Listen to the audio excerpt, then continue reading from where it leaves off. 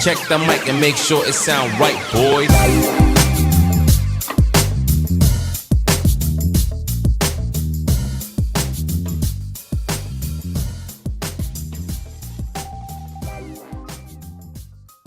Welcome one and all to the Defiant Takes Football Show. I'm Max Dean. You can find me on Twitter at @TheMaxDean. And I am back to recap the Thursday night action with Coach Kevin Spencer. You can find him at Coach K Spencer on Twitter. He is a 26-year NFL coach, pinnacling two different places as a special teams coordinator. Coach, how are you doing tonight? We talked briefly about this before we started. Not the most exciting game ever. We're going to do our best to give some interesting notes, but how are you? I'm doing very well, and it's great to be back on the show and enjoy this opportunity to talk football and talk about, how the NFL season is beginning to unwrap. And so it was nice to be able to see the 49ers and the Giants. Not quite sure what was going to come of it, but as you alluded to, just kind of a methodical beatdown, but we can spend some more time talking about that in a second. Certainly. So I think the spread was indicative of what most people thought was going to happen. I did take the 49ers to cover, which they did do, certainly more than 10.5-point victory. And I just had a hard time envisioning how they were going to go about driving down the field consistently enough to stay close.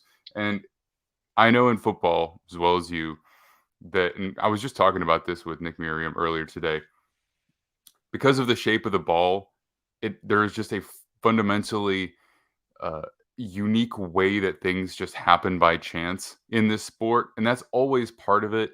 Guessing whether that's going to happen or not, who knows? But ultimately, the talent on one side was just too strong for the talent on the other side. And it's how it played out. I mean, you look at the stat for receiving, 49ers dwarfed them in every category: rushing, defense. There's really nothing that they weren't significantly better than them at doing. And without offensive linemen in the game, without Saquon Barkley in the game, I didn't see a pathway for something significantly different than what occurred. So if you look back on this game, what do you think is the key takeaway? Is this just what we're going to expect from the 49ers against any team that doesn't have the kind of talent they have? Yeah, I just think that Coach Shanahan just does a great job of, play calling and utilizing his people. And then he features his people, but then, kind of disguises things with motions and shifts and formations and what have you. So I just think they just have, right now, they're kind of hitting on all cylinders when they want to run the ball. Whether it's throwing the ball, they have great weapons like Demo Samuels. Obviously, George does a great job at tight end. That's just what I think you're going to get from these guys. And I think Purdy, although started out the game a little bit, inaccurate, by his standards to date, I just think he made some plays there. The back shoulder throw to Samuel, he gets the ball out quick. They just seem to do things extremely well coached, and great athletes that are put in positions to make plays.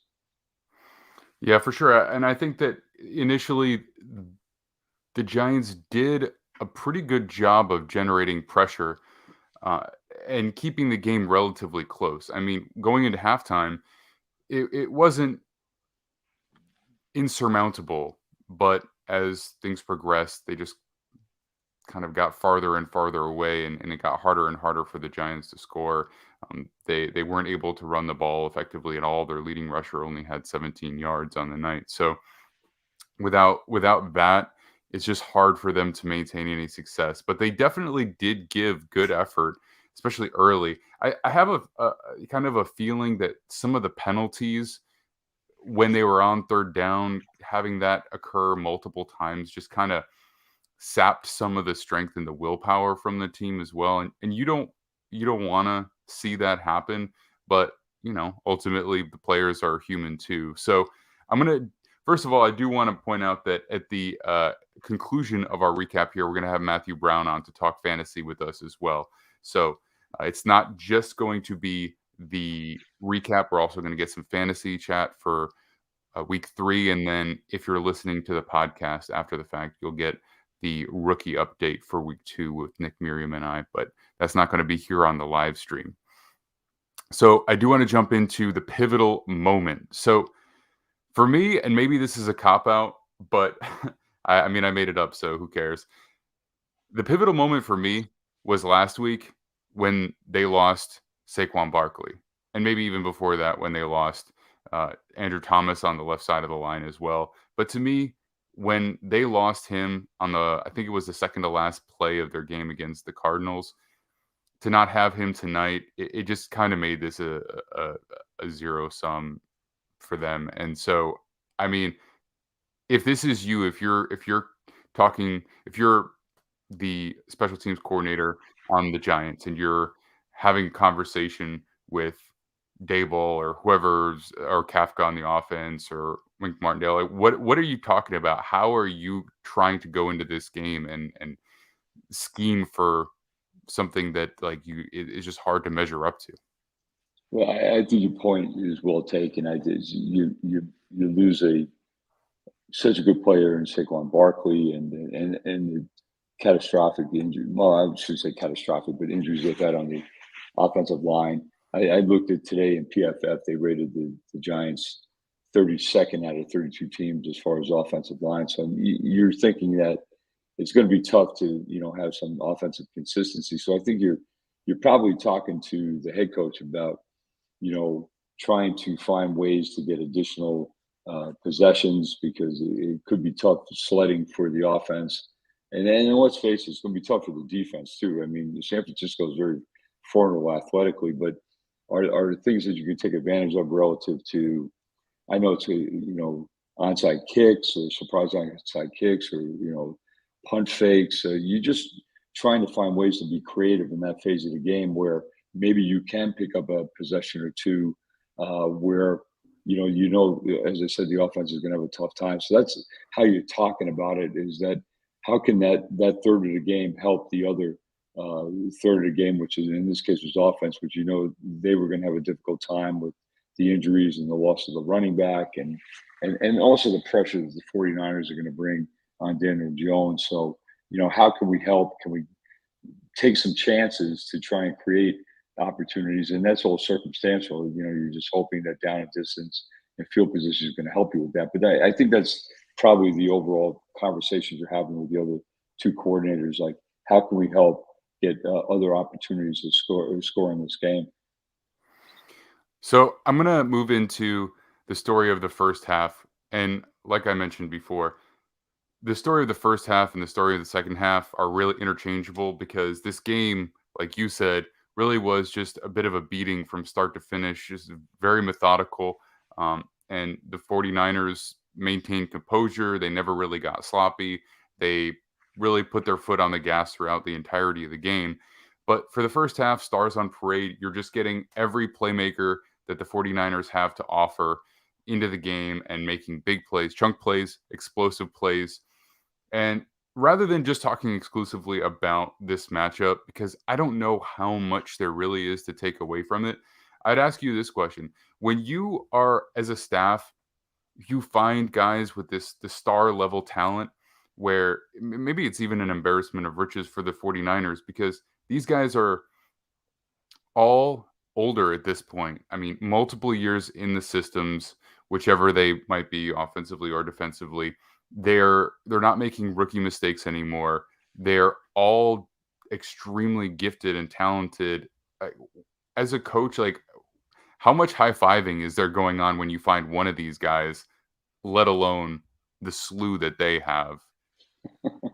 It's I think whenever you get anybody with that type of firepower or as you say star quality, I think you're always ecstatic about that. But I think you just find yourself extremely blessed, and then you kind of call upon your coaching staff like, okay, we have these people. This is what they do well. How can we get them the ball? How can we be creative?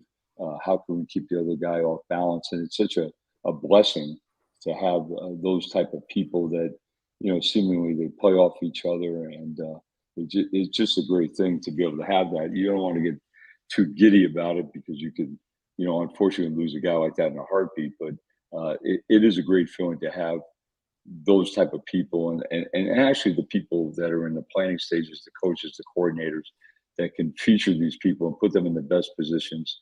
Because you could be a great talent, but if you're not in a great system, and you don't have people that are trying to, put you in positions to succeed, then it's not going to go well. So it sounds like the 49ers, with Coach Shanahan and his people and his defensive staff, uh, that they're able to put those guys in positions to make plays, and they're very blessed that they have so many guys that can do that and do it extremely well.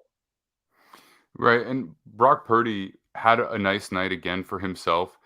I don't know if it was as good as his other games so far this year, but it was very functional. Over 300 yards, no turnovers.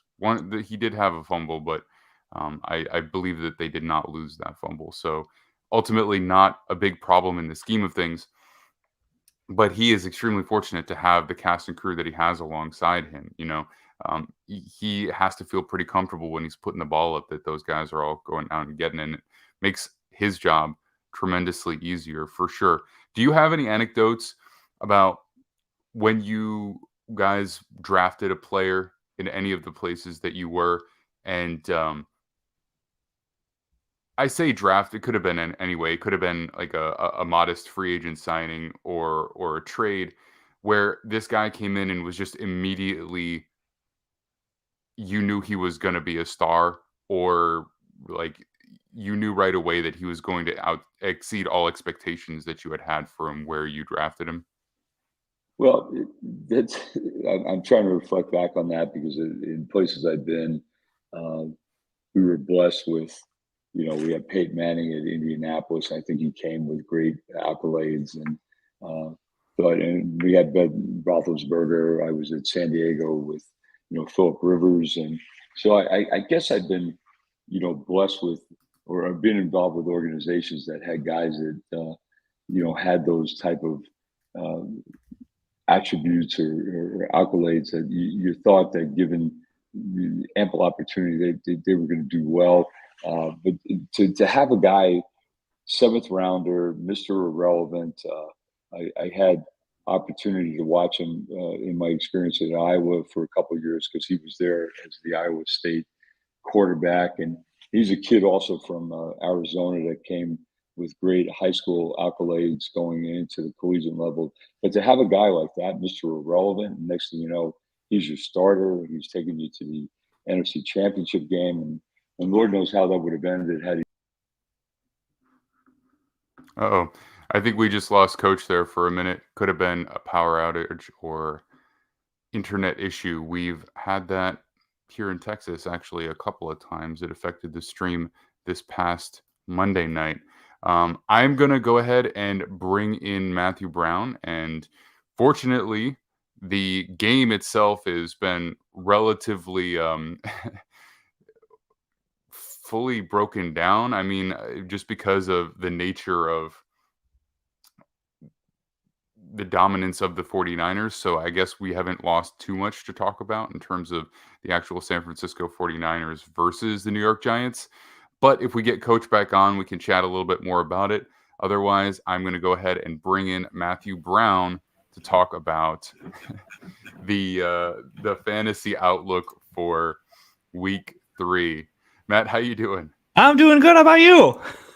I'm doing well. I'm pretty happy that you are just sitting here waiting to enter the stage. So we'll see if we get Coach back on. But if nothing else, appreciate you starting a few minutes early.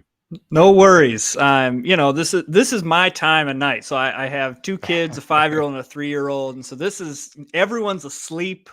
No one bothers me. This is my time right here. So I'm working on some other stuff, and I'm listening to the show and pulling up all my research. So I'm all ready to go.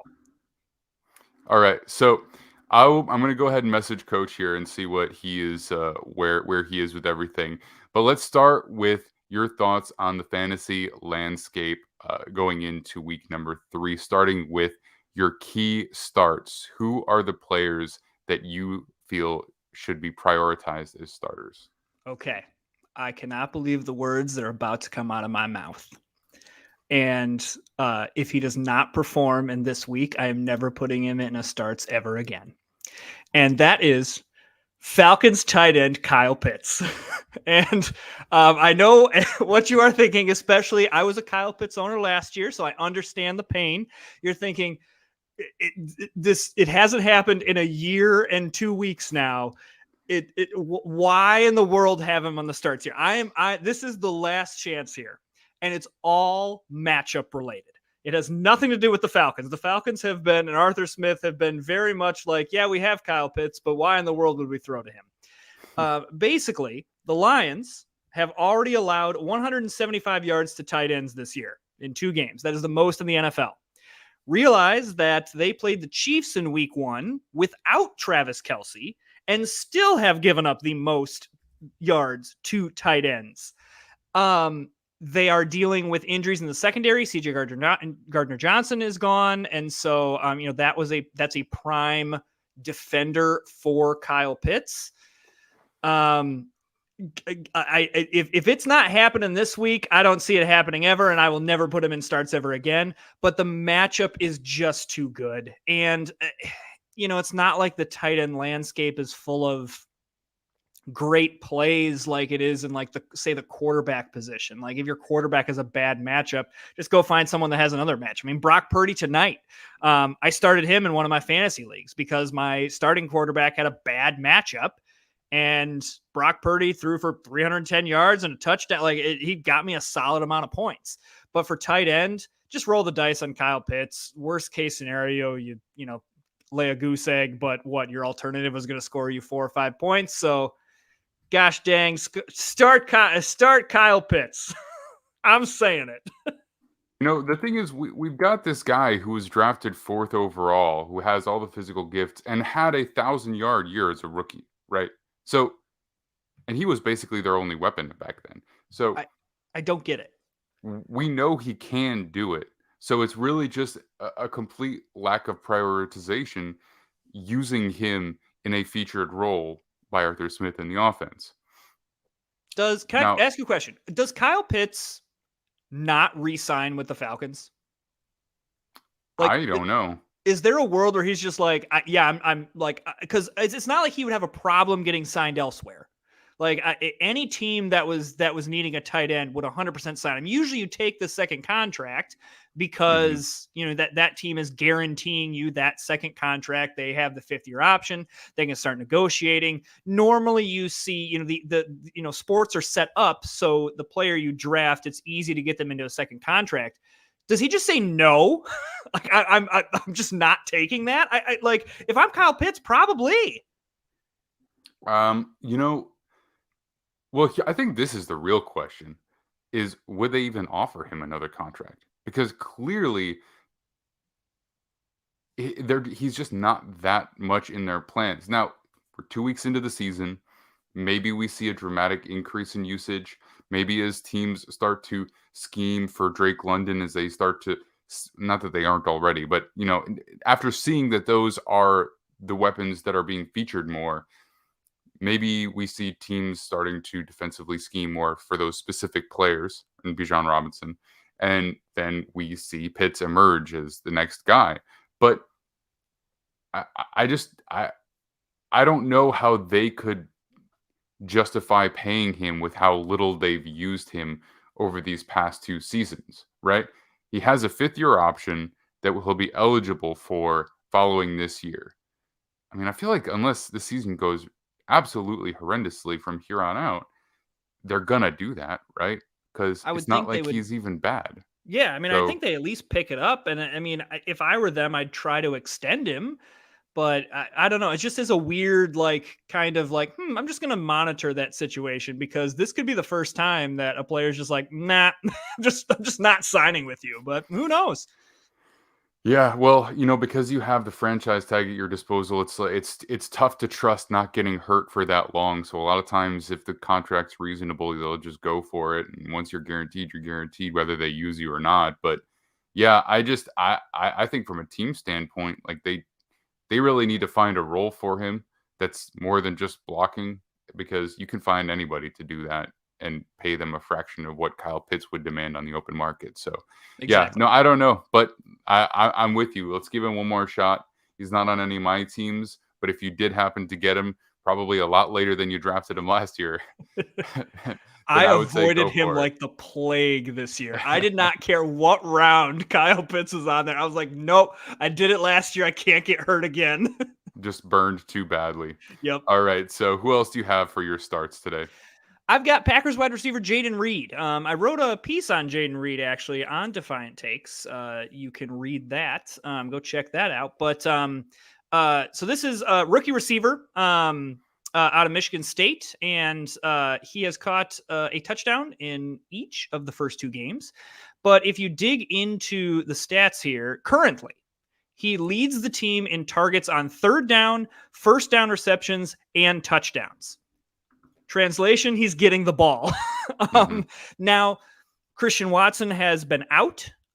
Christian Watson it seems like he's on track to be back based on, just kind of the injury reports and Matt LaFleur talking and all that stuff. So that may take some of it away. But the fact of the matter is Christian Watson's an outside receiver. Jaden Reed is in the slot. The other thing that I am seeing more and more of is, for years, I watched Aaron Rodgers and Randall Cobb, where Randall Cobb was not always the best receiver on that team, but man, on third down, Rodgers was looking for Randall Cobb. And it kind of feels like that's what Jordan Love's doing with Jaden Reed. Like in the big moments when he needs a big gain, a big, 3rd and 8, something like that, he's looking towards Jaden Reed. He's fast. LaFleur's using him in like jet sweeps and other stuff like that. So you also could get like some random rushing yards or a random rushing touchdown here and there. I think what we've seen in the first 2 weeks is that Reed can play and is getting a fair amount of the targets and a fair amount of routes run. The other interesting thing in college, he was the 3rd best wide receiver of this class in terms of contested catch rate. So it's not just about him getting wide open. It's that he can also, even for his size, he can catch a contested ball, which is a positive as well. So, he might still be available in some leagues. I would go ahead, even if Christian Watson's back, go ahead and pick him up. Christian Watson has not always been the most durable person. So chances are, even if he comes back, it'll be interesting. Yeah, I agree. I think even if Watson comes back, you have 2 games of rapport built, right? Training camp's great. It's important. It means a lot. But these are real game reps. Love now knows that Reed is going to be where he needs to be. He's going to make the catches. And he's fairly dynamic down the field as well, despite not having the fastest 40 time ever recorded. So I like him as a play for sure, especially until we see what Watson looks like fully in the offense. So let's take a brief sidebar here because we have a question from Super C&B Challengers. Just got offered Higgins and Kenneth Walker for CD PPR. What do you think? I'm going to let you take this one first here. Yeah. So I'm officially a little bit worried about the Bengals offense. Joe Burrow's calf doesn't seem right. Calf injuries are notoriously bad. So I'm already a little off on Higgins. Let me read you some stats on CeeDee Lamb. Currently he's got 220 yards receiving on 15 receptions, which ranks 6th and 7th in the league respectively. But the other thing that he's doing is he has a high catch percentage. So right now it's like historically high, like something like upper 80% is what he's catching. Mm-hmm. It's ridiculous. Even if that comes down, you're still fine. And then he's also garnering 12.9 yards per target, which leads the league with those that have 15 or more receptions. Basically, he's on pace to finish the season with 1,870 yards, which would be fourth in NFL history, right ahead of Jerry Rice. So if you're not reading what I'm kind of going at here, I like Kenneth Walker. I think T. Higgins, is a nice receiver. In other years, I'm like, ooh, I really like the Bengals offense. With this year, with how the Bengals offenses look with Joe Burrow, I'm taking that deal. I think CeeDee Lamb, I'm reading it wrong. I am keeping CeeDee Lamb. Whatever scenario gets you CeeDee Lamb, I am keeping CeeDee Lamb. The only reason I would pull the trigger on it would be like if your running back room, like let's say you have Nick Chubb, Saquon Barkley, and insert other injured running back here. Kenneth Walker could be a nice upgrade. And if your other wide receivers are strong enough, giving up CeeDee Lamb for that depth might be worth it for you. However, I think CeeDee Lamb is a true number one wide receiver. The other thing is Brandon Cooks clearly is not taking away many targets. If anything, Tony Pollard is the person that's taking away most of the targets. CeeDee Lamb's the guy. So I would probably hang on to CeeDee Lamb. I think his upside is way higher than Higgins and Kenneth Walker. Yeah, I would consider. Yeah. So, okay. So, all right. So this is his response to that. Now, this is what I would say. I 100% agree with you. And for two reasons. One, it's only 2 weeks, but this is not this is not some player who's just being inserted into a new offense, right? This is CeeDee Lamb and Dak Prescott, who have had multiple years now to develop a rapport. And this seems like they are reaching the pinnacle of their time together. CeeDee Lamb is going to be the featured part of that offense. Now that Ezekiel Elliott's not the guy anymore, he is going to be the guy. And every year there is a receiver who breaks onto the scene as an absolute top fantasy option, guys that will win you leagues. Now, he might not get 1,800 yards this year, but if he stays healthy and Dak stay healthy, then he's going to have a great year. And it's that much is obvious. Now, the Bengals could really bounce back. You might have to wait a week or two to see it happen. But Higgins' dynamic with Burrow was already on display last week. So I wouldn't be too down on that. The biggest thing for me is I would want, if I was going to pull the trigger, I would need a better option at running back because I just don't know how much of a share Kenneth Walker is going to be getting, right? So with Charbonnet there, I know that he's not as dynamic, but they also have 3 receivers who are all very viable and are going to get touches. I just don't know that Walker, especially because he gets injured, is a guy that I'm comfortable like trading away for. I need something stronger than that. And now with your response that running back is a place where you're injured, I wouldn't even be that stressed about Sanders and Brees this week because you've seen what Brees Hall can do even on a limited carry load. And after only getting 4 carries this past week, they're going to feature him more because they have to have recognized that was a misstep. And then Sanders too. I mean, he's the lead back for Carolina. So even if they're not doing incredible stuff offensively, he's still going to get a lot of the touches. I have both of those backs on my roster right now. So I wouldn't stress too much about having those guys. But if you were to consider a trade like that, I would need somebody with more because you're giving away guarantee. So I'd be needing to get guarantee back. I don't think Walker is the guy for it. That's my opinion. But you also might be able to look on the waiver wire. Obviously, it's not going to be as high of an upside as Kenneth Walker, but looks like Kendre Miller for the Saints will be back, and Jamal Williams is on the. Looks like he's going to be injured for a couple weeks. One more week until Alvin Kamara goes back. Deuce Vaughn for the Cowboys has gotten some decent work as well. And so even like, kind of look at the waiver wire and see if you can kind of pick some stuff up there. So, I would hang on to CeeDee Lamb. I think CeeDee Lamb is going to win you more than what Higgins and Kenneth Walker would. Agreed. All right, let's talk about your final player for your key starts.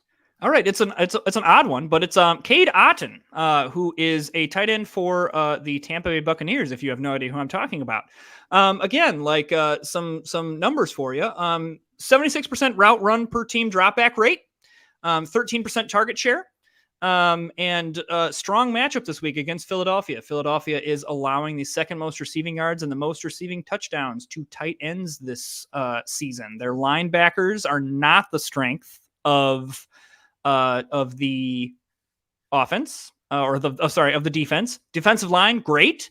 But what that also means is that Baker Mayfield might be looking for quicker passes to his tight end. And that may give some more opportunity to Cade Otton. At this point with the tight end landscape, I'm looking for any upside that I can get. Probably he's available in most leagues because he's kind of not a name that he's not like a mainstream household name. People will go more towards the people that they know. Whereas, which we'll get to that in my sits. But if you're really looking for something at tight end, you can do Cade Otton and feel pretty good about it. Yeah, I can get down with Cade Otton. The one thing that I do worry about is going up against the Philadelphia Eagles defense. You know, we've seen Baker Mayfield go up against who did he play week 1? He played the I'm totally blanking and I shouldn't be blanking. I think he played another NFC South team, and might have been no, they played Minnesota. Minnesota week 1, right? So not the most dominant defense. They're better this year. They are better this year, but better than what they were last year doesn't necessarily mean good. And then this past week, again, not dominant defenses. Now he's played well, but I think if things get tough, he's going to be going to Mike Evans a lot. And so I do worry a little bit about that matchup, especially in terms of pass rush.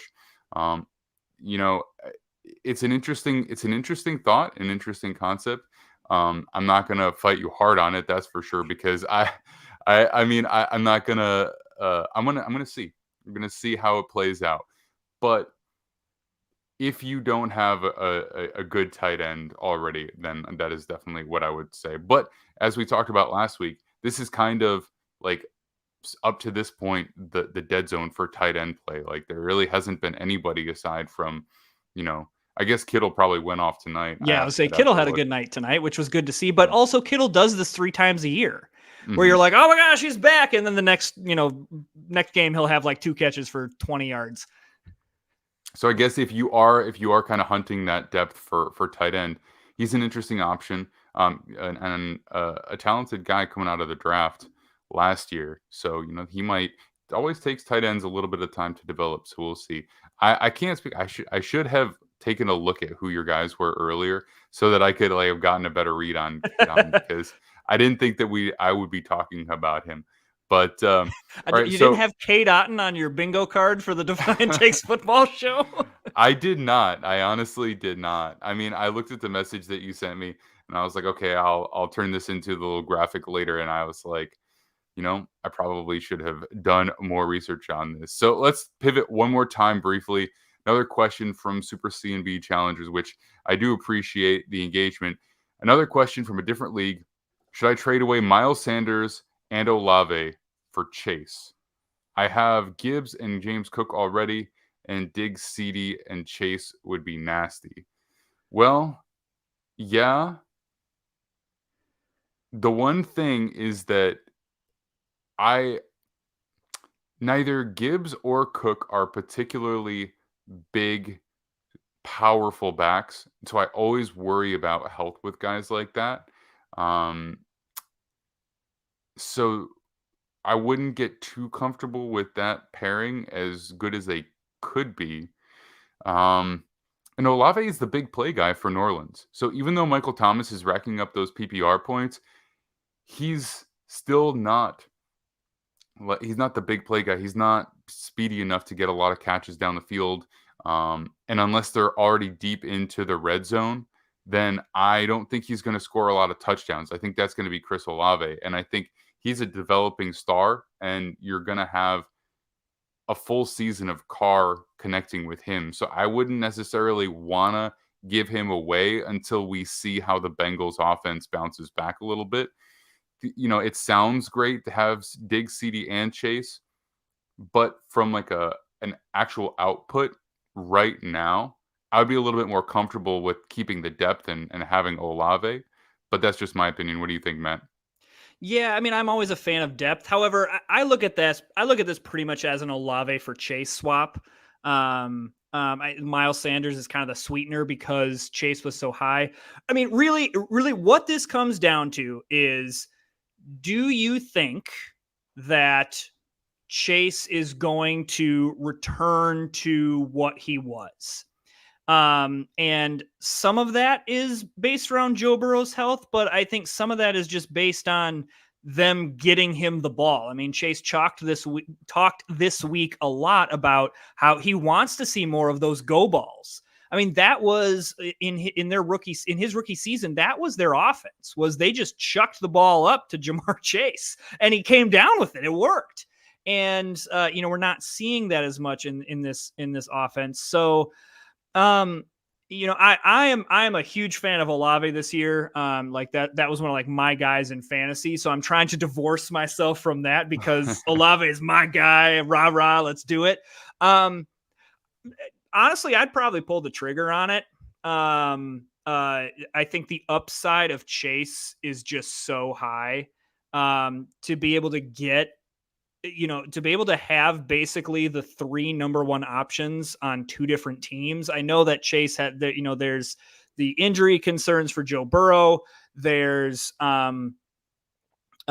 there's T Higgins, there's Tyler Boyd, there's Joe Mixon. There's a lot going on, but I think, he's the clear number 1. The other thing that I always look at trades, and this is just a very simplistic kind of dumb way of looking at this, is like, okay, let's say it fails spectacularly. Is someone going to come up to you and go, I can't believe you traded Miles Sanders and Chris Olave for Jamar Chase? No one's going to be like, oh my gosh, you idiot. Oh, how terrible. Like it's a trade that, if it doesn't work out, you rolled the dice and took a chance and it didn't happen. But, if you're really wanting to kind of have this really cool wide receiver room, I think Gibbs, James Cook, and again, you pick up someone on the waiver wire. Maybe you swing another trade with another one. Maybe you take Diggs, CD, Chase, and maybe weeks 3 and 4, Chase all of a sudden ascends to his former glory, and now you've got either Diggs, CD, or Chase to be able to dangle as trade bait for something else.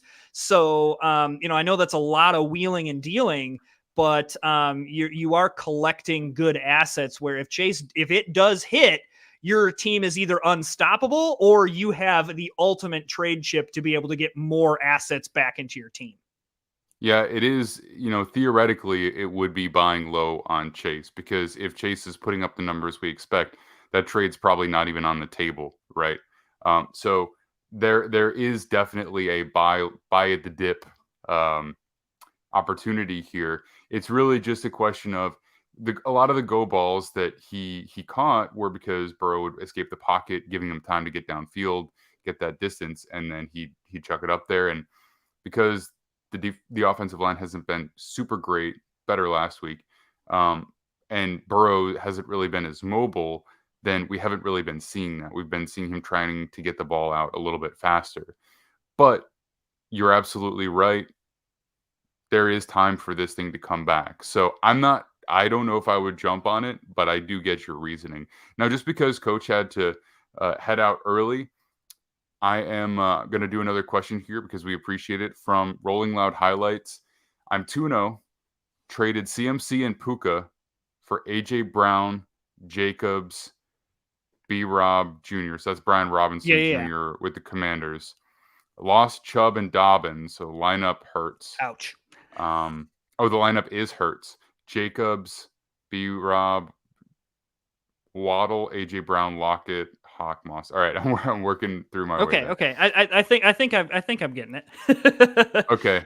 So yeah, yeah, well, I mean, that's fortunate. I would be scared to trade away CMC personally myself. Um I'd be scared to trade away CMC myself, but there is such a plethora of weapons, and there's always the risk of injury with him. Adding depth is always a positive thing. So we'll see how the Raiders go through. I think I've realized partway through this that this is more of a statement than a question, but we can I mean, I comment on I love the aggressive trade with CMC and Puka.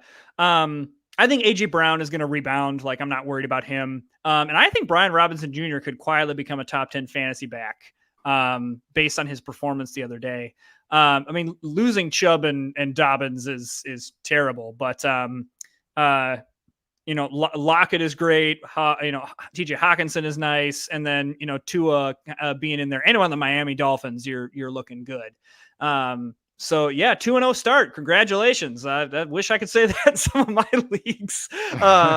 It's Yeah. weird. I'm in some leagues, and in all the leagues I lost in the leagues that I lost and won in the leagues that I won. So I'm like riding an ultimate high in a couple leagues and then just like doing terrible in some others. So I've got to be as aggressive as you were in some of these trades to try to make something hit. I know. I haven't really been pushing anything right now. I had Aaron Rodgers as my quarterback. So losing him early hurt, but I did still win week 1.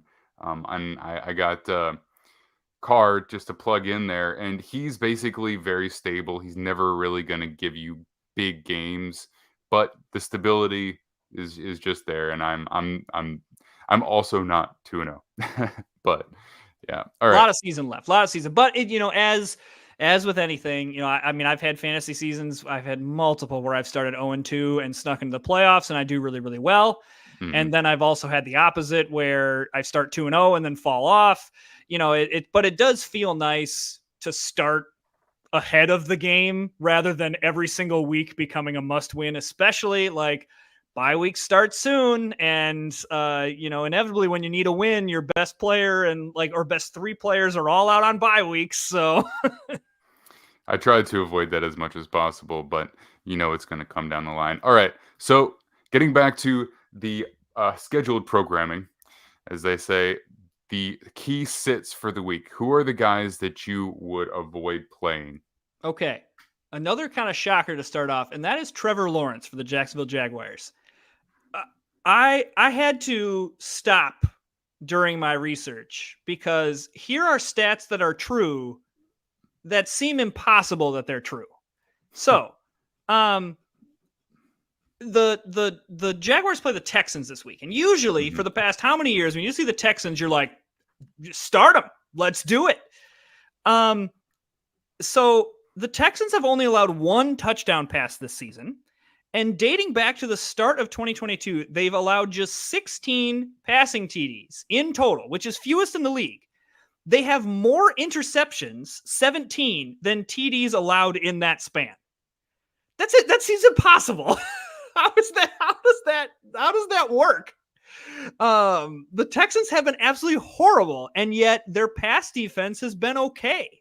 I mean, you could argue that this maybe is they're down by a lot, and so teams are running the ball, and they're running, late in the game, they're running the ball in, so they're not having to defend the pass as much.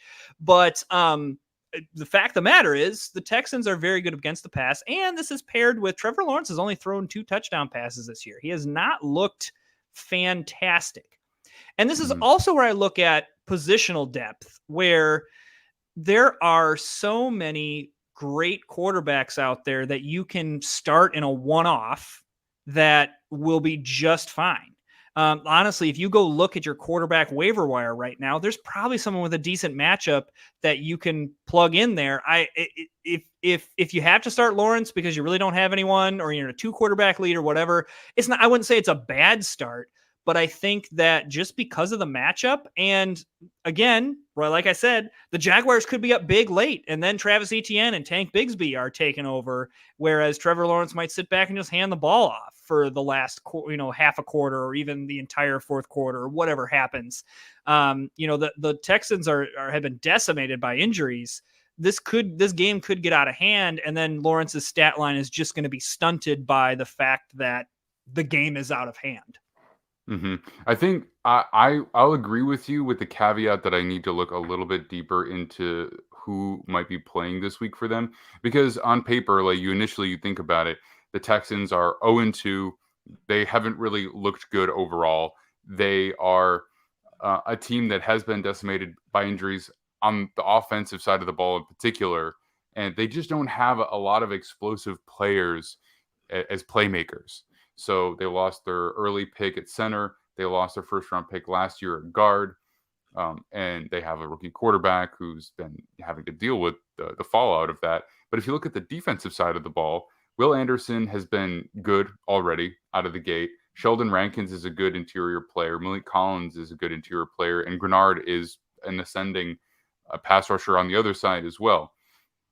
Now, that's not the deepest defensive line ever, but it's actually decent. It's functional. Their linebacker unit leaves a little bit to be desired, but the secondary, they've got Derek Stingley Jr., Jimmy Ward, Jalen Petrie, Steven Nelson as their primary 4 DBs. And those are all players with pedigree, right? Steven Nelson probably the least of the group, and he's been around for a long time. So with the new defensive coaching staff there, we might be just starting to see what they can do. I don't disagree with you at all. And when you point out that they've only allowed 2 passing touchdowns, in a way, it does stand to reason.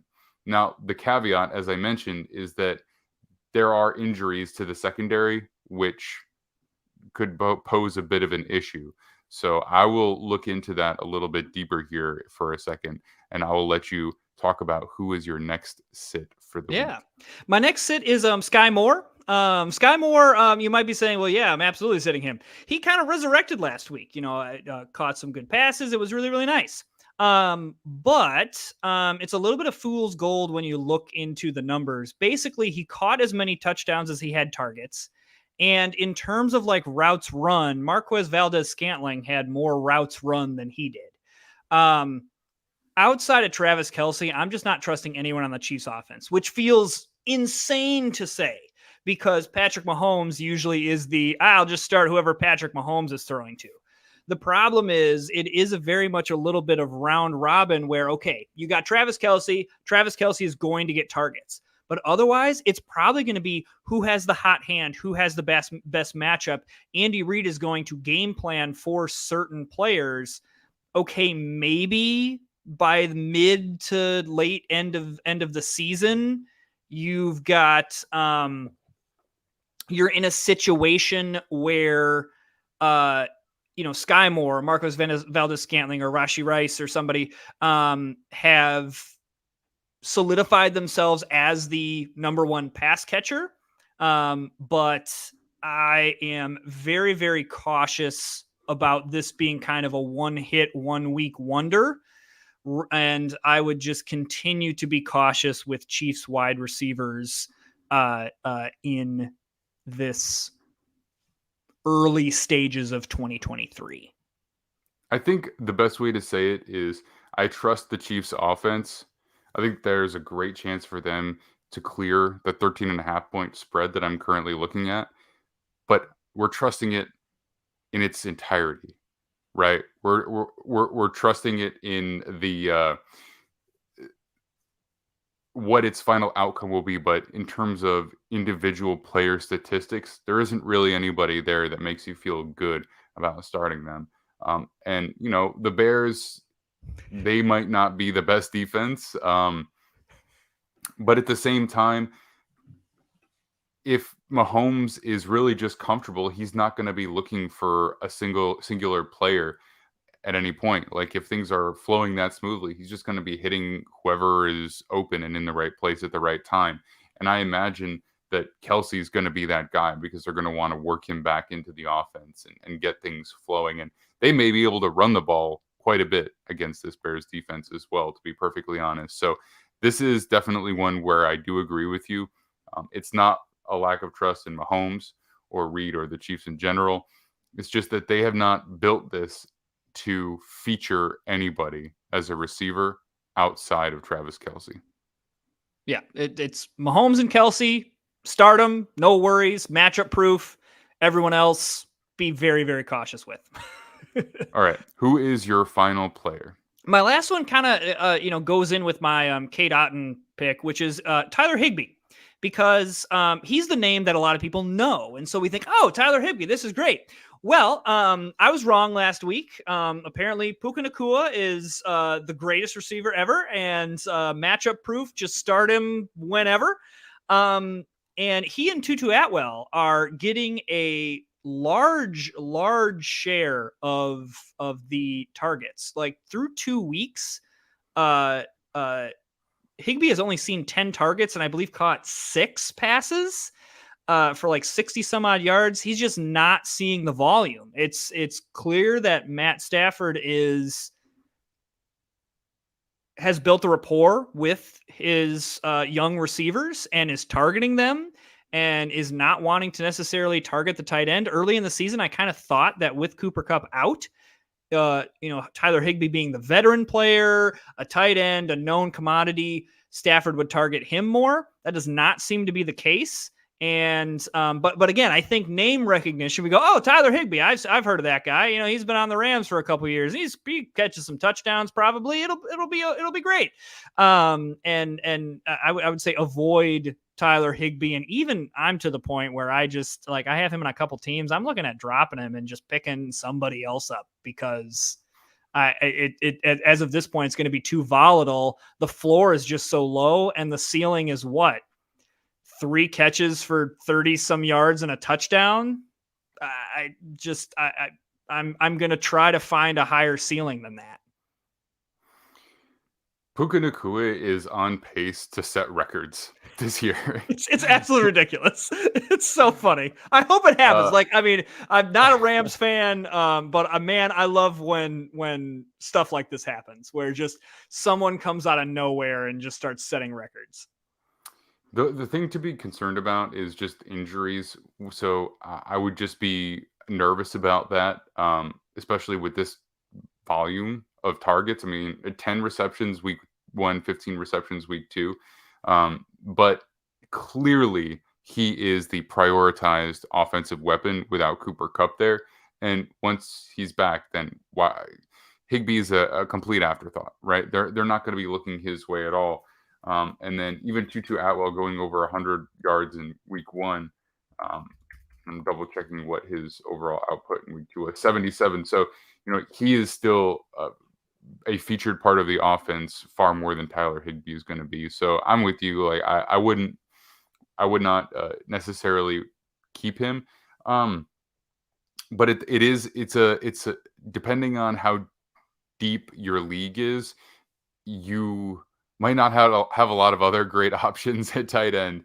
So yeah, if you can avoid playing him, I definitely agree with you on that one, especially because Cooper Kupp will come back and he'll probably be in 11 personnel and he'll be a glorified space eater. Yeah, absolutely. All right. So next up, we have panic or patience. So that means, is this bad spell going to get worse and or continue, or are we on the verge of a turnaround for this player? So your first player, time to panic and move on, or have patience and keep trying? My first player is Justin Fields. Justin Fields comes in to the season as a top 5 quarterback in fantasy football. Again, realize fantasy football and quarterback rankings in terms of winning games is very different. Why is Justin Fields so valuable? Because he rushed for 1,100 yards last year. With how fantasy football is set up, rushing yards, rushing touchdowns, they score more points than passing yards and passing touchdowns. So that's where these running quarterbacks are very, very valuable in fantasy football, even if they are on quote unquote bad teams. And gosh, it could not be going worse for the Bears. Just in general, this week has been just an absolute dumpster fire of stuff. But focusing in on Justin Fields, I've watched, so I live in the Illinois area. And so guess what? I get to watch the Chicago Bears quite a lot. So I've watched a lot of Fields in the first 2 weeks, and he looks hesitant. He in the passing game, doesn't look decisive. And the biggest thing that I don't get is they're not doing as many designed runs, and he's not scrambling. And so the thing that was making him very, very good in fantasy football, and even in terms of very, very good to help his team, he's not doing. Now, whether that he's not doing it because he's been coached to not do it, or whether they're not calling the plays, I don't know. But it's when you take away the rushing part of Justin Fields, I don't want anything to do with him in fantasy football. And that's what's happening. I am on the panic meter of this. And this is where you kind of go for the rest of the team. His starting left tackle just went on the IR. Could be season ending. They're trying to decide whether they want to move rookie Darnell Wright over from the right side to the left side. That, you can talk to Kyron about this, and anyone who's played offensive line. Idiots like me go, yeah, just move them over to the left side or right side. That's not that hard. I'm sure that's incredibly hard. It's learning everything opposite. It's training different muscles to do different things. And so probably if that does happen, there's going to be some struggles there. They've got injuries in the secondary. You've got multiple people on IR there. Kyler Gordon, one of their young players, and Jaquan Brisker has been dealing with an injury. Like it's not good. This team's going to be playing from behind a lot. It seems like they're committed to try to get Justin Fields to pass more, and that's awesome in terms of maybe his long-term development. If I pick Justin Fields very, very high, I am absolutely panicking.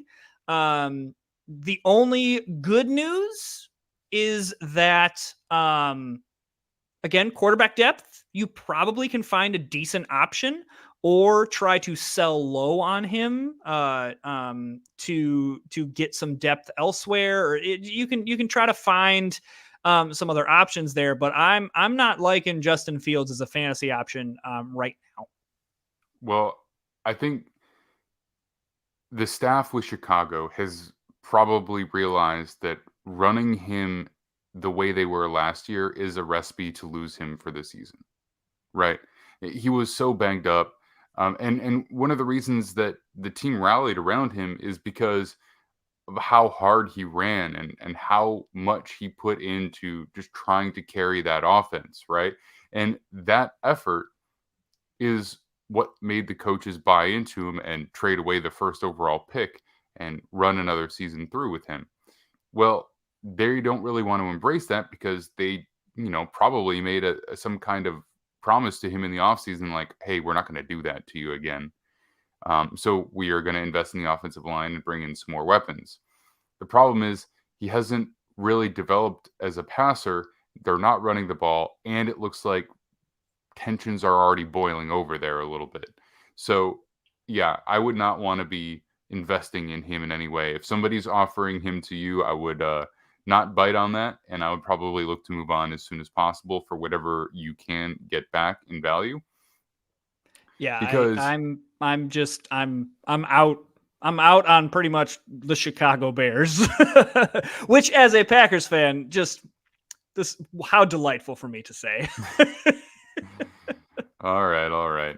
Okay, so who is your next player to panic or have patience over? Najee Harris. There's been a lot of panic over Najee Harris. There's been a lot of panic over the Steelers offense in general.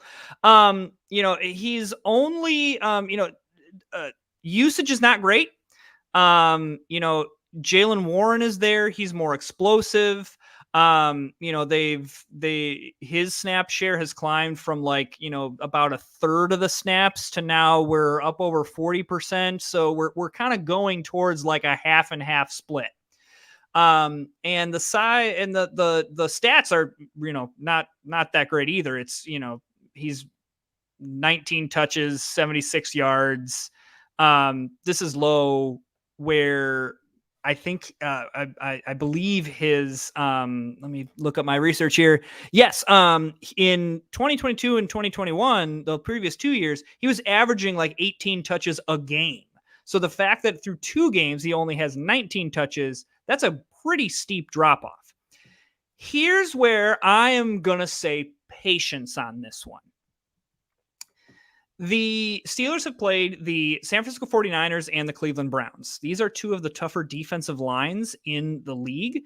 And in terms of that week 1 matchup, that game was out of hand within 10 minutes, where the Steelers were not looking at, okay, we got to establish the run and go on long methodical drives. They were trying to get back into that game. And even by late third quarter, mid to late third quarter, the Steelers were now not trying to win that game. It was, all right, we got beat. Let's get out of here. And so I'm sure that they just sat Harris because there was no need to run him into the ground for a game that you're down by 20 plus points. And then again, in terms of the Cleveland Browns, again, a big, strong defensive line. They invested in that this offseason, and the defense under Jim Schwartz has shown improvement. And so the next 2 opponents, you've got the Raiders and the Texans on the schedule. So I would be patient with Najee Harris. Start him in the next 2 weeks. If in the next 2 weeks we see Jalen Warren's usage go up to 50-50, and even if he crosses up over that 50% threshold and Warren's starting to see more of the carries than Najee Harris, now I'm starting to panic a little bit more. But right now, patience. I think the Steelers offense is going through some growing pains with young players. It doesn't look good right now. I think I trust Mike Tomlin and the coaching staff there to get that to be better. So here's one where you have a couple of notes that suggest it could get better, and then a note that it gets better if he's used more in this way. Now, this is only with 16 attempts, so through 2 games. His total number of attempts per game has gone down, right? He ended the season as a rookie in 2021 with over 300, and in his second year, 272. So a lot, both over 1,000 yards, but he did not break 4 yards per carry in either of those years. Now, this is a much smaller sample size, but he's currently standing at 4.6 yards per carry. So the efficiency is a little bit better. He's also on schedule to have less receptions even than he did in his second year, which was already a drop off of his first year, because in his first year, he was really just a sole offensive weapon there. So in terms of efficiency, he might end up getting more yards over the course of the season, but they also may turn to him in the passing game a little bit more if the offensive line struggles. On the plus side, they do have a first-round pick in the wings at left tackle. So if things don't get better there, they may insert him in, and his upside is certainly going to be a lot higher than Dan Moore Jr. So if that's the case, there is an opportunity for this offense to get significantly better over time. Now, as it stands right now, would I start him if I had other options?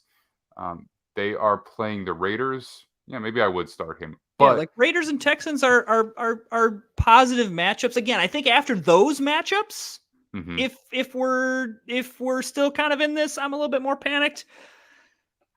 This is a tough one. I think this is one of the toughest panic or patience out there, because you can talk yourself into either side. All right, so just a couple of notes there, and let's go ahead and talk about your final panic or patience player.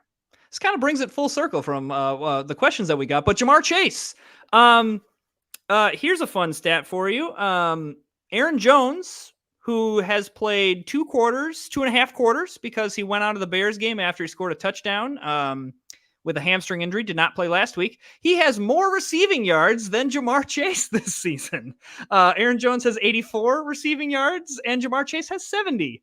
So not great, but the Bengals offense we've already touched on. Joe Burrow's health is a big question mark. But I think that team just has too much talent to be this bad the entire season. Even if a backup quarterback has to come in, I think Jamar Chase is talented enough that he can create separation, that he can get some contested catches. I like his upside. I think it is tricky because probably if you have Jamar Chase, you spent your first round pick on him, which in fantasy football, your first round pick is often very indicative of your success. If you miss on your first round pick, it can be very, very hard to win your league. Not impossible. It's not like a death sentence, but I'm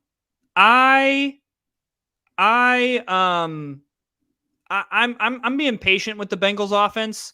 I think that I've seen this happen with my team, the Packers. 2 years ago, they played the Saints week 1 and got thrashed 38-3. Jameis Winston threw like 5 touchdowns, and the sky was falling. Where it was, oh my gosh, this is horrible, and all this other, there was just all this other, stuff going on, and what it came down to was not many of the starters played in the preseason.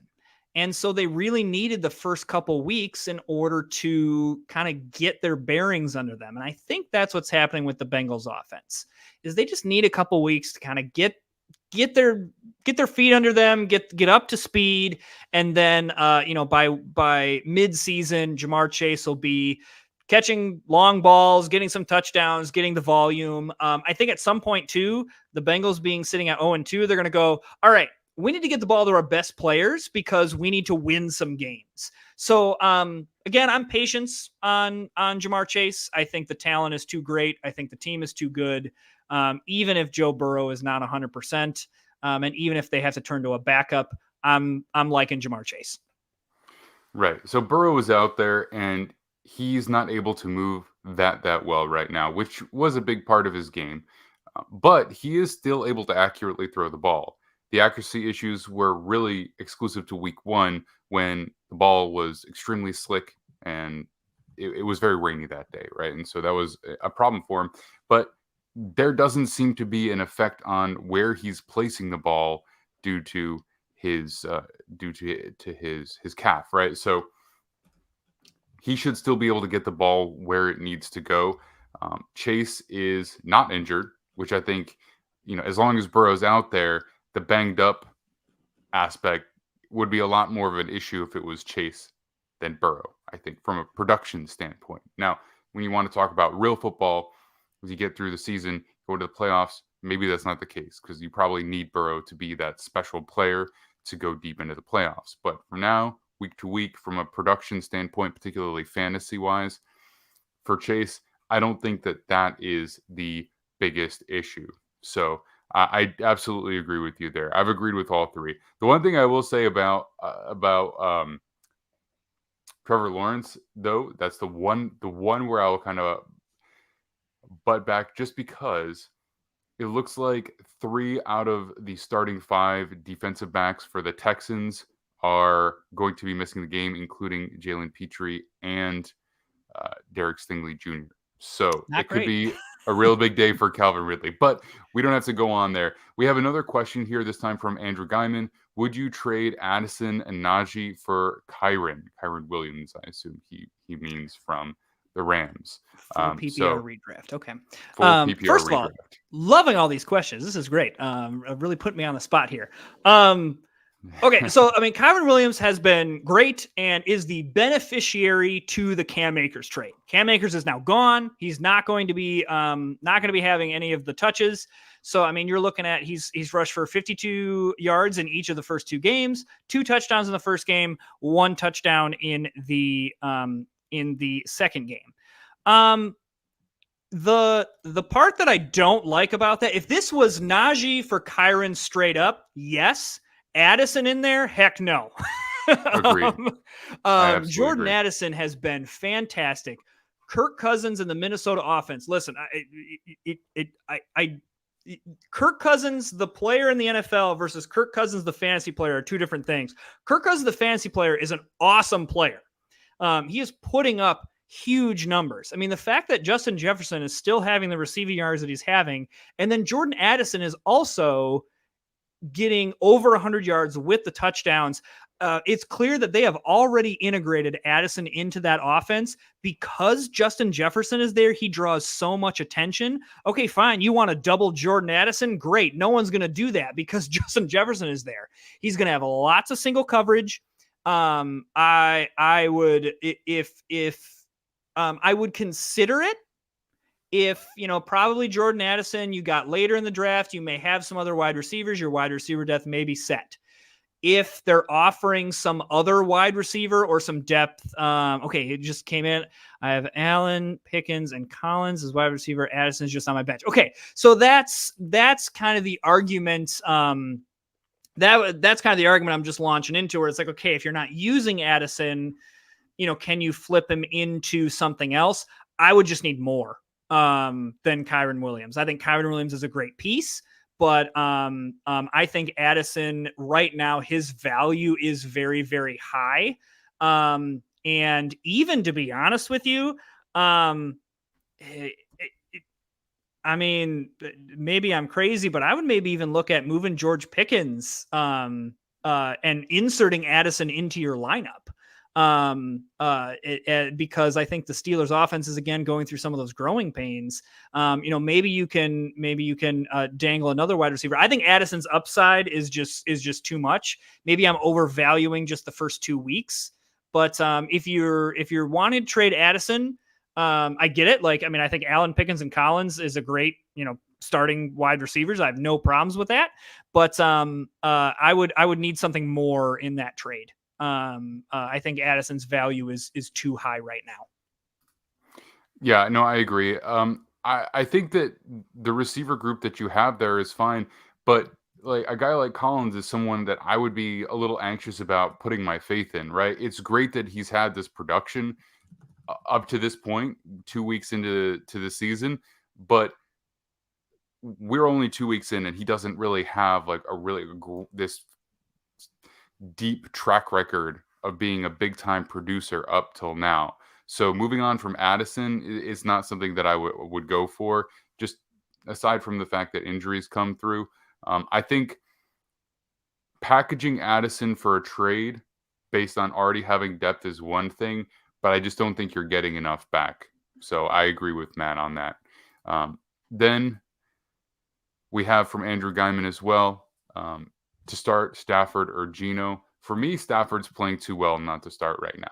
He's just straight up playing too well. He looks too good. So Geno's great. It's great to have both. It's great to have both because injuries crop up. But at this pace, 100% Stafford. What do you think, Matt? Yeah, both of them are pretty decent matchups. Stafford's playing the Bengals this week. Bengals defense has not been as good. They're very clearly missing Jesse Bates, Von Bell from last year. They're very clearly missing that. Geno is playing the Panthers, and the Panthers are JC Horn is out. The defense is a little bit more suspect.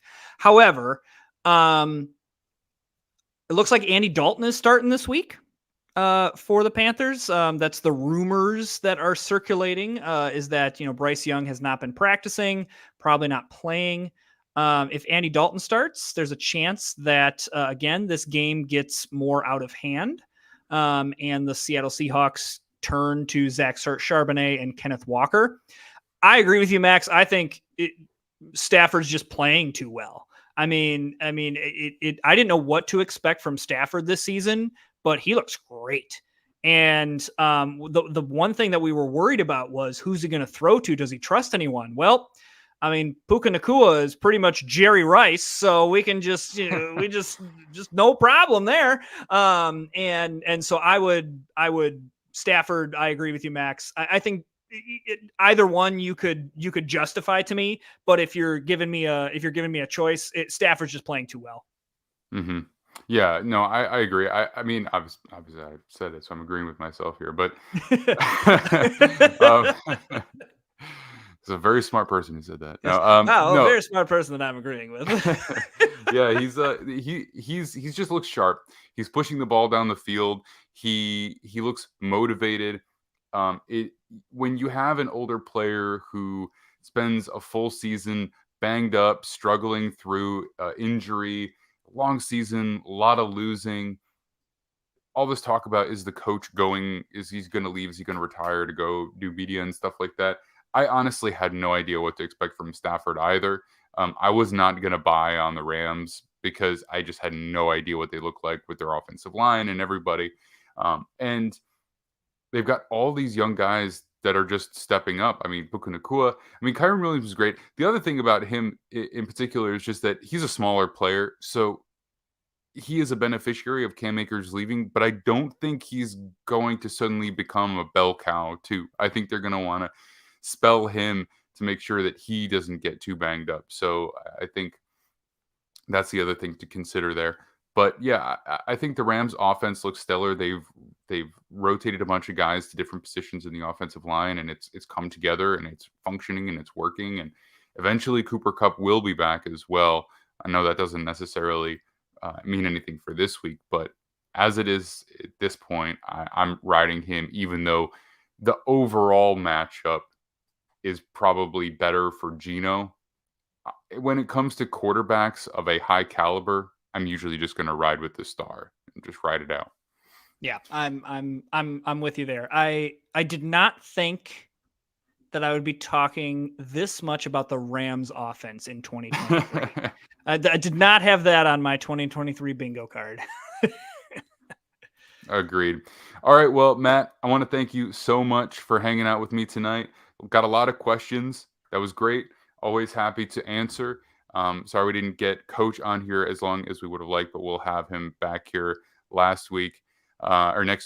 Matt, do you want to do one more question before we get out of here? Yeah, absolutely. And if you're seeing this afterwards and you're like, "Oh, I had a question and they're no longer live," you see my Twitter there on the thing. Tweet at me at Sorcerer Matt. I'm happy to answer your questions about fantasy or other stuff. I don't know. Ask me what you want for dinner. I'll make the decision. All right. I'm going to start sending you a lot of text messages, Matt. All right. From T Money Reacts, 8 PPR, 2 flex, Fields, Jacobs, Kyron, AMSTB, Olave, Ridley, Puka, Hawk, bench, Jay Myers, Goff, Miles, London, Dell, and Cup. Okay. If you're listening to this after the fact, you can press the 10-second back button a couple of times until you get all that. Should I trade Puka and Myers for A. Cooper, so Amari Cooper, in 1-1 redraft? So, Jacoby Myers is tricky because he's still in the concussion protocol. But in just the limited time that we saw him, it seems like him and Jimmy Garoppolo seem to have a pretty good connection. Really, kind of the question here is, do we think that Puka Nacua is going to continue to get this type of target share, especially? Yes, I do. Max thinks yes, he does. The one nice thing about Amari Cooper on your team, especially because you've got Olave and Ridley, Cooper, I think, has a nice solid floor. He's going to get passes. He's going to be targeted. I think that Cleveland Browns offense improves over the year. I think it's still like we got to have some patience with that as well. I think that improves over the year. So I like the floor of what you're getting for Amari Cooper, especially because that's your wide receiver 3 at that point. I think Olave and Ridley are your 1 and 2, whatever order you want to put those in. I'm not going to argue on that one, but Jacoby Myers, I think I'm okay with that. Really, it all depends on, do you think that Puka Nacua is going to continue on this scalding pace, especially if you're in a PPR league? The 2 flex spots also kind of makes it a little interesting because you could start more wide receivers, and that could be something that you want to keep some depth there. The only thing I would check before you do this, and I probably should say on all trades you should check, is make sure you check the bye weeks and that you aren't trading for receivers that are all out on the same week, because that would be a very terrible surprise. But I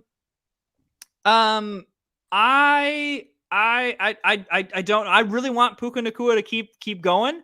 But I think that in terms of a safe floor, I think Puka Nacua clearly has a higher ceiling, I think, than Amari Cooper, which I can't believe I'm saying out loud. But I think his floor is lower depending on what happens with that offense when Cooper Kupp comes back, if Cooper Kupp comes back. And so that would be the biggest question. I guess I should give like an actual answer rather than playing both sides. I'm going to tell you right now, don't do it, because look at it like this. The Seahawks, questionable defense. 49ers, anything but questionable defense.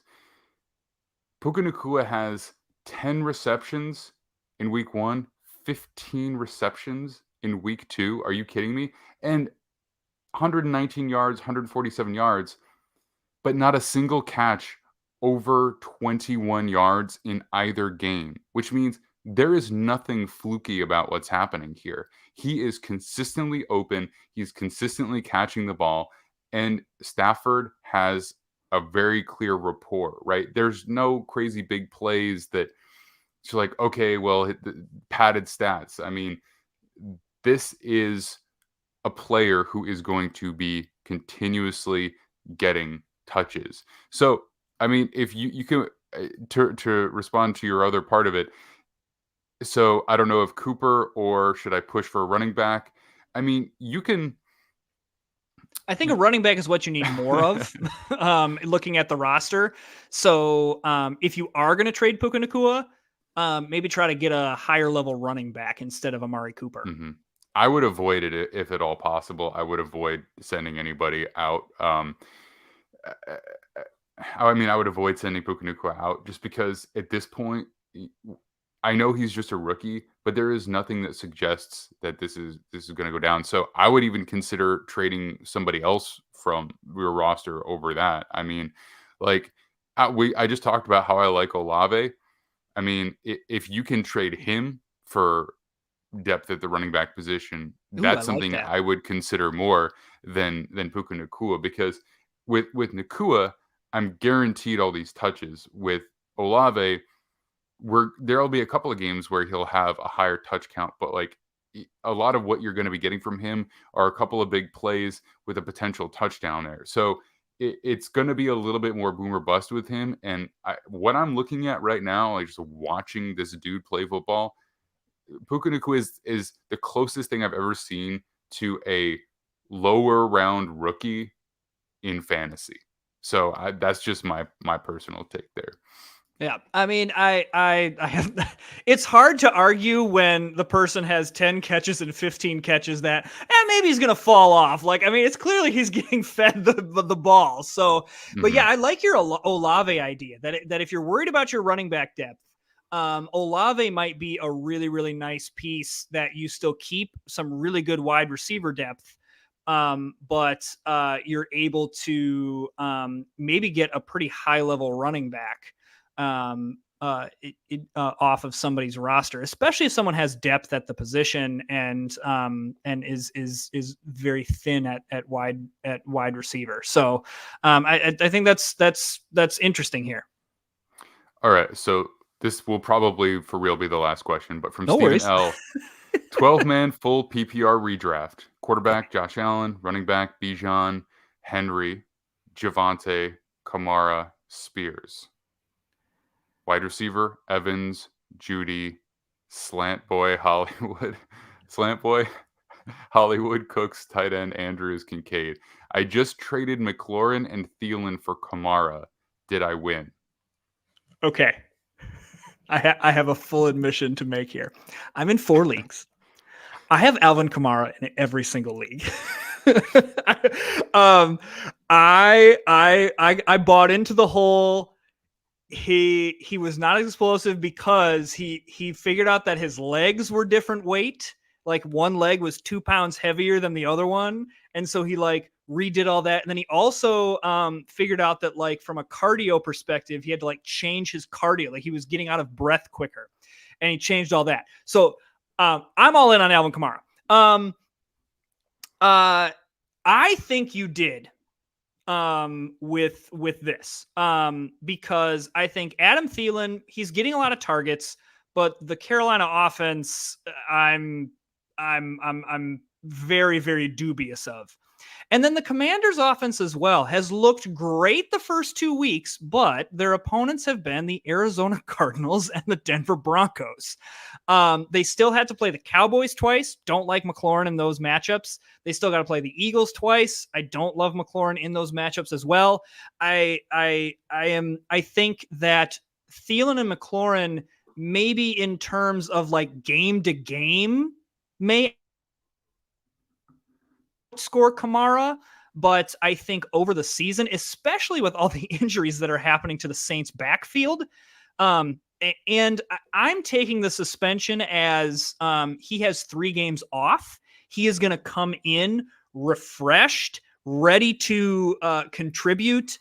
Clearly the Saints are one of the top teams in the NFC South, going to compete for that crown. And so he's going to be motivated to show that, look, I still have value. I'm still a part of this team, and should be catching a lot of passes. So like PPR, you're not losing anything in there. Looking at your other, wide receivers, Hollywood Brown, Evans, Judy, little bit thin there. But I respect the kind of all in on running backs. And again, I'll say this again. Running back, especially, we've seen this week, season-ending injuries happen, high ankle sprains happen, people are out for 3 weeks, and someone's going to get desperate. If you have Bijan, Henry, Kamara, Javante, Spears, you have potential down the road to catch someone who's desperate, who is having an amazing season, and then all of a sudden their star running back goes out for 3 weeks or longer, season-ending injury. And heaven forbid, don't wish injury on everyone. I wish the NFL would turn off injuries. But you have now the capital of a pretty, really, really deep running back room, which is not something that a lot of people can say in order to upgrade. I'm seeing this comment now on the screen. Hopefully you trade Kamara and Judy for a starting caliber receiver. That's very, very possible. What you're hoping for is that Alvin Kamara comes out and has a really solid week 4, week 5, and then you can now flip him, and you still have Derrick Henry and Bijan Robinson, who has looked amazing. I hate what he did to my Packers, but man, that camera angle of him juking is just so cool. Just need to Photoshop another team on there, and then we're fine. I think that's a solid strategy. I think your long-term plan is sound. Agreed. I do think you won, especially if you just traded for Kamara after week 2, right? Because he's got this 3-week suspension. And now you pick him up after you already got something out of those players, and you didn't have to keep him on your bench suspended. I don't know if you had IR spots for him or whatever the case, but it's a nice trade, especially because I don't know how much time Jamal Williams is going to miss. If it's more than just this upcoming week and it's actually games beyond that just means more touches for Kamara. So I would say you won. All right. I'm calling it. At Sorcerer Matt, if you got questions, just tweet at me. You can tweet at Matt for any of your fantasy questions. You can tweet at me for any of your otherwise football questions. If you are listening to this as a podcast, after this, you will hear the rookie update conversation that I had with Nick Merriam earlier on the live stream. So you'll get that seamlessly coming up right after this. If you are with us live, this is going to be it for the night. But we will be back again next week. Coach Kevin Spencer and I will be breaking down the Thursday night football game next week, and Matt will be on afterwards to chat week 4 fantasy. We also are live every single Monday to recap the entirety of the week's action. So we'll be talking about week 3. That'll be Kyron Samuels and I. And we will have brick wall breakdowns, which are offensive line film reviews, and the DTF film sessions, which are going to be breaking down every other position that's not offensive line. So tons of content on the channel. Don't forget to go to Defiant Takes Football for all of our written content over there as well. Matt, have a wonderful evening. I'll see you next week. Have a good night, Max. Check the mic and make sure it sound right, boys.